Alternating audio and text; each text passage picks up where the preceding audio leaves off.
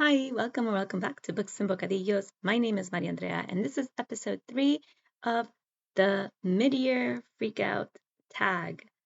If you're keeping track of what number I'm on in terms of the questions, then I'm going to be talking about questions 5 and 6. Question 5 is the biggest disappointment of 2026. And I'm going to kind of share general disappointments regarding my reading life in 2026, related to books, of course. So the first, I think, major disappointment was when I joined the group read for March on the Moors, and I was going to reread Wuthering Heights for the third time. And at this point, I wasn't even sure I was just going to hate read it, because it's not a book I love at all. I've always struggled with Wuthering Heights, but I keep coming back to it. So I tell myself I'm hate reading it, but I'm actually loving it as well. I intended to participate in the group read and then to be able to watch the new release, the movie. I have not watched the movie, and I had to DNF the book. I think March was a really difficult month for me. Emotionally, I just couldn't stomach Wuthering Heights. I mean, I'd read it before, I knew the story, but I just wasn't feeling it. I think I was overly emotional and just very in my feelings and in my thoughts. And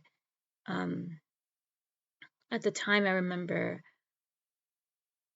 just really being appalled with the politics and just life stuff and like social stuff that's happening in the world. And I just felt like it was all too much, and I wanted more comfort, and I wasn't finding it. Of course, in the month of March, I had books to read that I didn't really want to read, and so I had to DNF it. And I'm sorry, I was really wanting to finish this reread, and I couldn't. So I was really disappointed. Initially, I felt really disappointed. Like I felt like I was disappointing the group to then not be able to follow through with my intentions. And then I just kind of felt like I just couldn't. As much as I kept trying not to disappoint people and not to disappoint myself, I just had to accept that it just wasn't the right time. So that was a disappointment. I still want to finish it. So I'm still hoping that before the end of the year, I can hop back into where I left off on the audiobook and just finish the reread. I've also gotten some new ideas and inspiration for how I can reread Wuthering Heights in the future, because there probably will be a reread. So I say I don't like this book, but this is going to end up being the book I reread the most at some point. I think the book I reread the most so far is The Great Gatsby. But I think Wuthering Heights is getting there in terms of rereads. The next book, also a book that I had selected for March for the Books and Bocadillos book list, is The World in Half by Cristina Henriquez. I need to say that I love the writing. I just made the terrible choice of listening to the audiobook. And I'm sorry to say that I don't recommend this on audio. The audiobook just didn't work for me. I had to get an e-copy of it so that I could come back to the e-copy. And then I feel like I'm wanting to reread just on the page, like just read the text. The thing about the audiobook is that you have one narrator, and the narrator is doing both the female voices and the male voices. And the male voice, particularly, we get into the question of like fictional crushes. The male perspective in this book was potentially someone that I would have thought maybe would have been a good fictional crush, but I just wasn't feeling it because it was a female voice doing the male voice. And it sounded like a while back I read a romance book where that happened. I'm trying to remember, is it Indigo? I can't remember. If I think about it, I'll put it in the description box in the comments, in the description box notes. But I remember reading that book and then coming on to booktube and telling you that I felt like the voice of the male, the love interest in that romance sounded like Pepe Le Pew. And I kind of felt like this voice, because it was done by a female voice, it sounded really high and kind of cartoonish, and it was really hard to romanticize or to crush on the male character in this novel, which I initially thought would be someone to crush on. I want to go back and read the book again without the audio in my head. So I'm thinking I'm going to give it another go at some point. I don't know when, but I'm probably going to try it again. So I just need to clear my head of the voices. That's the thing about audiobooks. It has to be a really, really good audiobook to get you to really like appreciate it. I think I like it when audiobooks have multiple narrators, because then you can differentiate the voices and they sound more authentic than when it's one person trying to do a bunch of voices. And some people are really, really good at doing that, but I just really struggled with this particular audiobook. And then the other one is another book that I read with Melinda at a Web of Stories for the book club that she has them. I call it the M&M book club, but I think it's Marginals and Margaritas. I think that's like the official title, but of the book club. But these group of like really awesome ladies that meet every month, and every other month we read a book together and talk about the book. And the months in between we talk about book racks and what we're reading and just general lit chat. So I think this was also either March or April. We read Enter Ghost by Isabella Hammad. Let me see.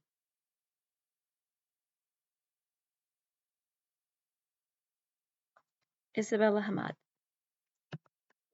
I think we all agreed in the book club that it was a bit disappointing, because I think we all went in with expectations of what it was going to be, and it wasn't what we all collectively thought it would be. It was very different, and I think that was a disappointment, not necessarily because of the writing or anything wrong with the book, but more so the expectations that we set on it. I think we all just expected a different story, and it wasn't what we expected. So it always feels a little disappointing when you go in with really high hopes for what you think the book is, and then it isn't, and then you just can't help but feel disappointed, even though it was a perfectly okay book. Like, I think it got mid ratings. I mean, we all kind of gave it like, yeah, it was okay, it was good. We're glad we read it. We all felt like we were glad we read it. It was really great to read it. But it just was a bit disappointing. And I'm still really interested in reading other books by Isabella Hammad. This one just didn't meet the expectations that I had, but I know in the future to just maybe try not to create expectations for myself or for the book in my head of how much I think I'm going to enjoy the book, because then you predict that you're going to give a book 5 stars, and then if it just isn't there, that feels disappointing to not be able to give that book 5 stars. So yeah, that was a disappointment. Now the biggest surprises of 2026. First, I have so many great surprises, and these are all probably books that I either can listen to or read digitally. So the first surprise was Edenglassie by Melissa Lucashenko. I read Edenglassie with the Piñeiro Project back in January, and I went in with zero expectations. Like, I had not heard of Melissa Lucashenko. I had not heard of the book Edenglassie. I was curious and I was interested in reading a book set in Australia and covering Australian history. It was a historical fiction novel set in Australia, and it was, for me, it was an amazing read. I loved it so much. I think I loved it so much because it exceeded my expectations. I went in with zero expectations. I just thought, I'm going to read a good book, probably with some great friends. And I love reading with these people, and everybody's so smart, and I'm going to learn something, and it's going to be wonderful. And I was more like setting myself up for the experience of reading with people I really, really enjoy reading with, and not so much the book. I was leaning more on like the conversations that we would have about the book. But then I read the book, and the book, there was things in the book that spoke to me, characters that met me where I was at emotionally, and also gave me some good bits of reflection and triggered memories I didn't know I had. And it was pretty intense, but in the greatest way possible. So also in January, at a time that was really, really volatile, and I was having really, really big feelings about the world and my place in it, I felt like the book, like Melissa Lucashenko was telling a story that was telling me things are shit right now, but you're going to get through it. And you might not see it in your generation, but hopefully future generations are going to be better off, are going to recover, relearn how to do things differently. I don't know, it gave me hope. It gave me hope because it was two timelines, and the past timeline was terrible, just awful. Historical fiction, racism, slavery, all those things. And then you see, like 100 years later, what future generations are thinking about and talking about. And yeah, it gave me hope. And it made me feel like maybe there is a place for me in the world. And I just don't always see it in like in the politics at the time. But you gotta have faith, and you gotta stay strong, and you gotta just keep doing what you're doing the best you can. And it was really hopeful. I'm really glad I read it. So thank you to the Piñeiro Project for putting that one in my TBR and making me read it. Then another surprise was this poetry collection on audio. So I listened to You're Not a Girl in a Movie by Hala Alyan. I had Hala Alyan's collection the 29th year, and I had actually been reading that collection. So then I saw this one, and I wanted to listen to it because Hala Alyan narrates her poems in this collection, and I loved it. This was such an awesome poetry collection, and to have the author read it was such a treat. I just enjoyed it so much. I wish this was actually like a text, like a book that I could go and physically buy and add to my collection of poetry, but it's not. I think it's just an audio exclusive, just a compilation of different poetry collections, and it's a lot of fun. Highly recommend. If you're interested in reading poetry or listening to a poet read their poems in just an awesome way, and this is like feminist perspective, it is the female experience. It's a lot of like body positivity. Yeah, it's really, really good. Really, really good. I was so surprised. And one more surprise. Well, I guess the other surprise, I have actually two more surprises. West with Giraffes by Lynda Rutledge. I read this book with Suey at Suey's Book Banter. And I've been meaning to do a book review. I'm working on it. But this book was just a surprising read. I also went in with mid expectations. I thought, like, no one's talking about this book. It's gonna be just like an okay book. I'm gonna read it anyway because it sounds interesting to me, and I'm gonna get to read it with my friend, and it's gonna be good. A good reading experience, even though if the book isn't great, just the experience of having read it and trying to be like optimistic about how that would be. It turned out that the book was just really, really engaging. It was a fun read, memorable characters, all in all, a great read. So I'm really, really happy that I coincided with Suey in the timing of reading this book. She had been talking about it in a video, and I had it in my Kindle, and I hadn't read it, and it was a book I wanted to read. So I let her know that I also had a copy, and I was willing to buddy read, and it worked out. So high five, Suey.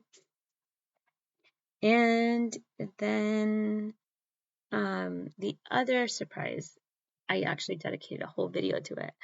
And I actually interviewed the author. Anamely Salgado Reyes wrote My Mother Cursed My Name. I got this book, I got the hardcover signed that day of release or week of release when Anamely came to a local bookstore and had a release party for her book. And I showed up and I got to hear her talk about the book. And the bookstore owner, who's also a good friend of mine, said that I would enjoy it, and I just trusted my friend, the bookseller, and I thought, like, let's do it. Let's get this book. Let's get it autographed. And so I did, and it took me over a year to read it, or maybe about a year to read it. And I had told Anamely when I bought the book that I was going to read it. I was going to add it to the book list, the Books and Bocadillos book list. And then I ran into her randomly earlier this year at the same bookstore, and I told her I had put it on the book list. I was going to read it in May, and I told her I'm going to reach out to you once I read it and let you know. So I did, and I was like, I need to talk to you about this, and she was so keen to join me in a conversation and record it and have me post about it. So I loved it. It was a book that exceeded my expectations. Again, I went in with like moderate expectations, like, sure, I'm going to read this, probably going to be a good book, but I didn't expect to love it, and I loved it so much.